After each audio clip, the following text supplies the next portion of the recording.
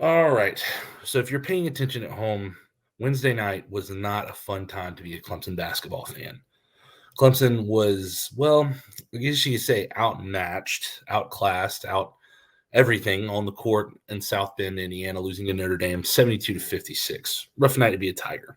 But before we jump into looking at the game that was on Wednesday night and what's coming up this weekend with the Tigers on the hardwood, let's just kind of give a brief reset of what's going on this season. Clemson right now on the season is 10-6. Right now in the ACC, they are 2-3, 2-3 in the ACC with a record of 10-6. It's okay. Right now, they're considered a bubble team. We're looking more at the NIT, unfortunately. But we've seen Clemson as high as being an 11 or 12 seed in the NCAA tournament. And Clemson has opportunities to get back in that going into the season, especially coming up this weekend with Boston College. The problem is consistency. Jacqueline Hyde does not describe or do justice to this team. Jacqueline Hyde, not just game to game, but even in game. Look at several of the losses Clemson has this season: West Virginia, St. Bonaventure, Miami. Miami was would be a huge win for Clemson right now, but the thing that's plagued Clemson is historically long, cold droughts where they can't hit shots.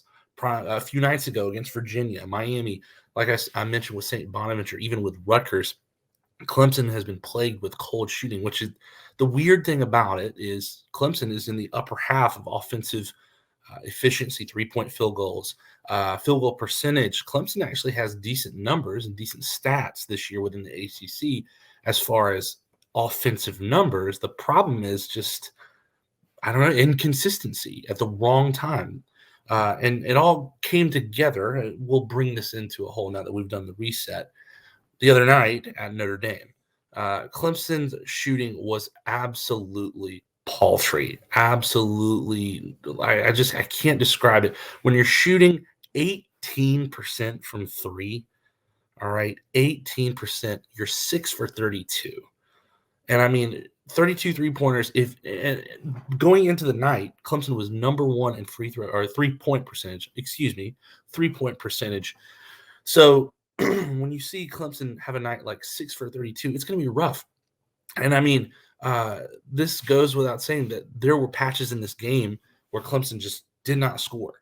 I remember looking at the time as the time went on in the game in the first half. There was about 4:50 left, and Clemson had just scored like point number 18. I was like, all right, hopefully they score 20 before the end of half.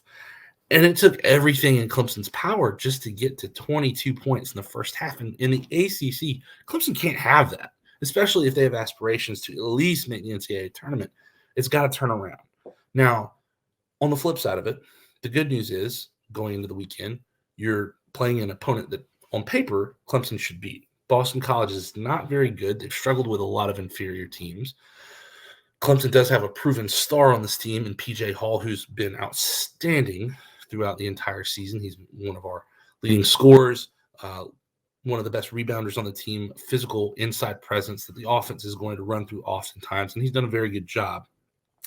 It's just, can they be consistent? That's going to be the question and the main issue, if you will, for the season for the Clemson Tigers is consistency.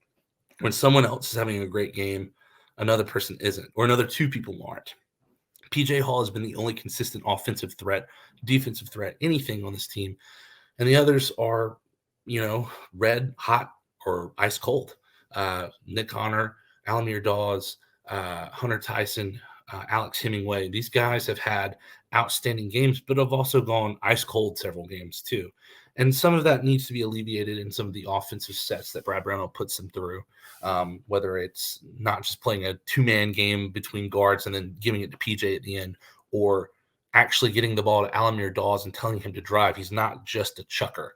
I saw that on Twitter today, and it's a very good observation. He's too talented just to be a chucker. But I think going forward, Clemson's got a chance to improve, get back in the NCAA tournament picture.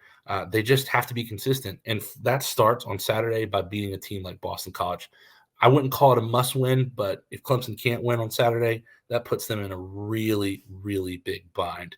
and we'll talk more about that as the season goes on. But if you like this video, like, subscribe. As Morgan says, smash the like and subscribe button, but I'm not Morgan. And if you're still interested, you can always watch us on Thursday nights at 7 o'clock on Facebook and YouTube on the Morgan Thomas Show. You'll get more of Hard Pass going up this week. Stay tuned, Tiger fans, and we'll talk to you soon.